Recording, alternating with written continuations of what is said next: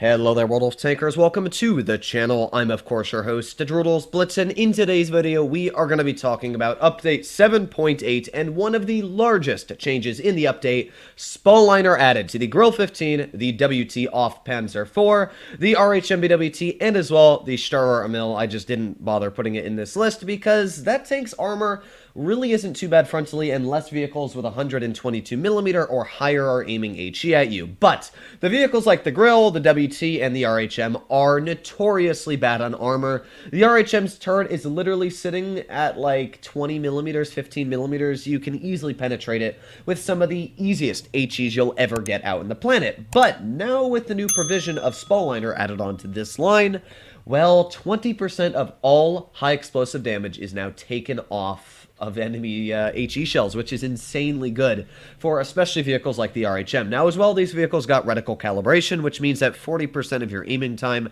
and dispersion is subtracted for about 15 seconds. However, I don't find that too important because, of course, the Grille 15 is the exact same accuracy as a Leopard 1, which, yeah, when you're sitting at that high of accuracy, it's really not too important. The WT off Panzer IV already has an insane aiming time, and it never really misses its shots in the first place. I wouldn't suggest to sacrifice getting rid of aiming time or speed for that.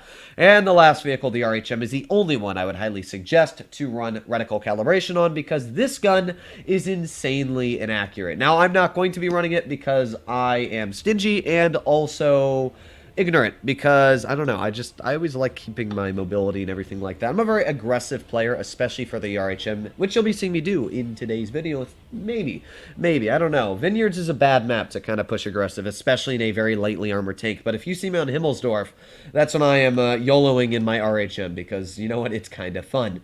Now, the RHM is probably my favorite tank of the whole line. I really like it because it's got a great camouflage rating, it's quick, it's got a decent gun, and it's got fantastic heat penetration, able to butter through even some of the strongest tier 10 opponents. And you heard that right, tier 10, because, yeah, this gun has got like 367mm of heat pen, I think it is, which is the exact same as an E100's heat gun. So, yeah, don't mess with the RHM. That's all I'll say. If it's aiming at you, you probably don't want to get hit by it. But accuracy isn't the best. However, when aiming, I was about to try and snap that, but, well, with the RHM, accuracy is not its strong suit, as I said before, so I'd rather take more of a delicate approach like that and get a very easy penetration onto that M103's turret for 671. Now, right now, I've got to be very, very careful because the enemy team is not completely spotted yet, which can be extremely dangerous for especially me, judging that there could be tanks sitting across, but judging that my T-54 and other teammates have already spotted most of their team on the side, that's not too bad. Now we got that ST-1 right there, and boom! Nice shot right in the engine deck for another 580 hit points. Like, you can see where the gun of this tank is very good. We've already done 1,204 damage in 2 shots, which is just a little bit less than our average, but that's not stopping me from rolling out in the damage here. I would love to get a shell out into the ST-1, but with my accuracy not being so fantastic, I'm not going to take any risks anytime soon. So we're going to aim in on this. I really want to try and get a shell into the side of the M103, but I don't know. We'll take a risk.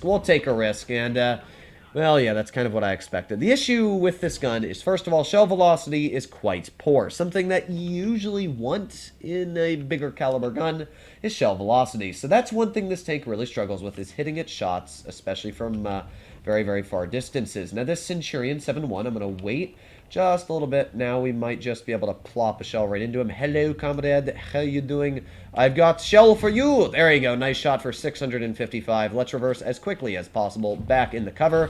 And, well, as you can see, even though I got hit by an HE shell from that S2-1, a very nice HE shell, I'll give him credit. I don't even know how he managed to hit me from that angle. That is a great thing about this tank now, is that HE barely even did anything to me. And with that ST-1 sitting right out in the open, we are able to get a very easy heat shell right onto his upper plate for 520. Wonderful Centurion 7-1 being, you know, your normal Blitz player. Very nice and friendly. But we'll see if we can keep on rolling out in these damage numbers here. I'm even going to use my adrenaline because you know I want to try and dump a shell into one of these opponents here. Oh, come on, reverse. Please reverse. Oh, yeah, that's what I'm talking about. Another shot for 581 there. A little bit of a low roll, but you know what? when you get out big old dunks like that, never really hurts anyway. We're sitting at just about 3,000 damage, and you could see in this game, the RHM is a pretty solid vehicle.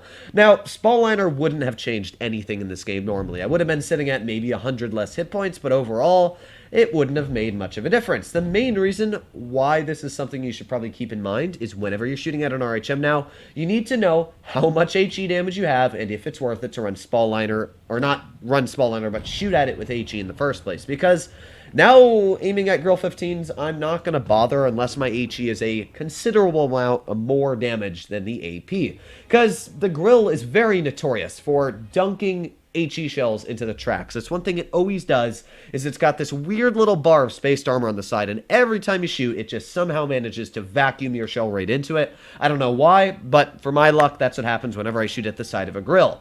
So, with SPALL LINER on now, it might actually give you an advantage of penetrating your shots that might not have penned.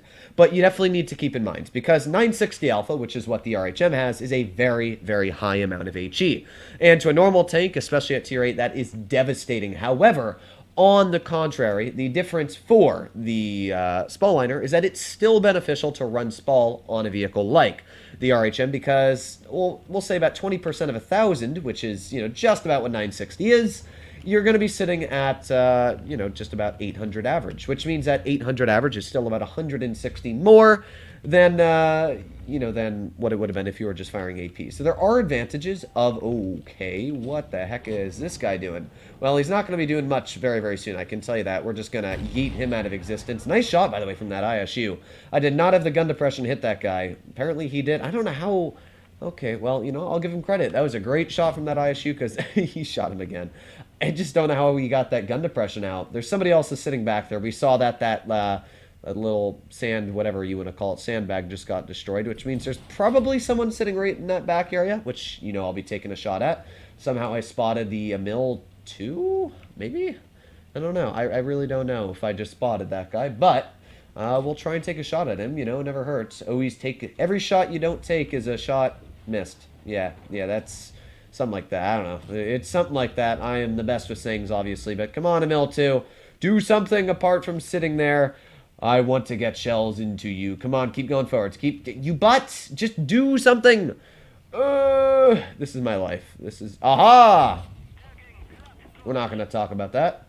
We're going to pretend like that shot was good, even though it really, really wasn't. Okay, so then Emil 2 is going to try and hold off against my teammate, which is my Emil 1. For some reason, my Emil 1 thinks it's a smart idea to trade shots with a tank that has 400 damage per shot and an auto-reloading gun, and now he's dead. Don't you love teammates, everybody? They are the worst. That's all I have to say. That's all I have to say. But good news about the RHM is that a vehicle like this Emil 2 will not be enjoying life. I was going to shoot an HE at his turret because it's usually more reliable, but yeah, firing at his lower engine deck area is much easier at that type of angle. Hopefully this E50 gets that shot off, which he did.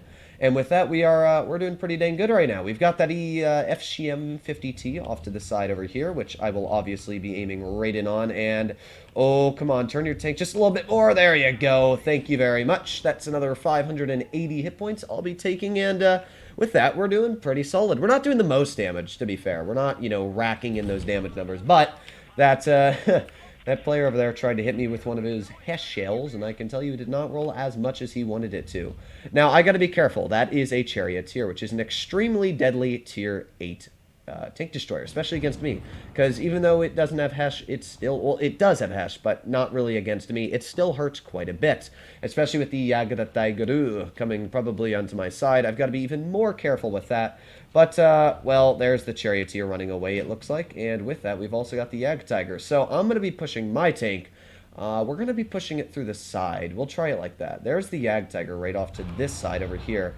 And, of course, with that, I should be able to aim in an easy heat shell right onto his frontal armor. Because, as I said before, this thing's heat is ridiculously strong. And, well, you pretty much saw a good example of it right there, easily buttering through that Yag Tiger's frontal armor. Now, I'm not sure if he's going to pull out again. We're just going to wait here and find out. Because if he does, he's not going to be enjoying life all too much. But we've also got, like, the ST1 off to the side over here, which I'll obviously try and take a whiff at if I can. Boom! That's what I'm talking about. 552 in the side. And with that, we're sitting at just just about 2,800 damage. Not too bad if I do say so. We got the ISU coming up behind the Charioteer, and as well, he's probably about to lose a big chunk. Aw, he didn't pen. Big sad, I guess I'll have to take your damage. Haha, that is right. There you go. So that is the RHM for you. Now, I will do videos maybe on the WT and as well the grille, but I think it's most relevant that the RHM got SPALL LINER because this is a tank that used to be rushed by vehicles like the T-49 or just big alpha tanks, and they would absolutely ruin this vehicle. One singular 960 alpha shell to this tank makes you a one-shot and a cripple for the rest of the game, which obviously really prohibits you from doing a lot of things in the future of the battle that could really help out on your team. Because HE shells don't do nearly as much damage, as you saw the Charioteer fired a Hess shell at me, and it barely rolled anything on me. Rolled like 350, which is an average roll when you take off 20% of 440. In fact, the way to think about it is that if your tank is a 120mm and you're dealing 400 average damage with your AP, that means you're 500 on your HE, at least statistically averaged, which means that, yeah, every time you fire the HE on SPALL LINER, it's absolutely pointless. You're dealing the same damage as if you were firing a standard 400 damage AP, which would be a lot more reliable because you don't have to worry about, obviously, the issue of hitting spaced armor or anything else like that. So if your tank is a 120mm and you're shooting at a vehicle that you think has SPALL LINER on it, make sure to just go with the AP because it's a lot more reliable. However, if you're in a 183 or a vehicle that's got massive HE, then it's probably more beneficial to be shooting that HE at the glorious enemy targets. So hopefully all of you enjoyed today's video. As always, if you want to see more like it, please consider smashing that subscribe button down below, as it helps out the channel a crazy amount. But other than that, hopefully all of you are doing well out there. Stay happy, stay healthy, and I'll be seeing you in the next one. Bye-bye.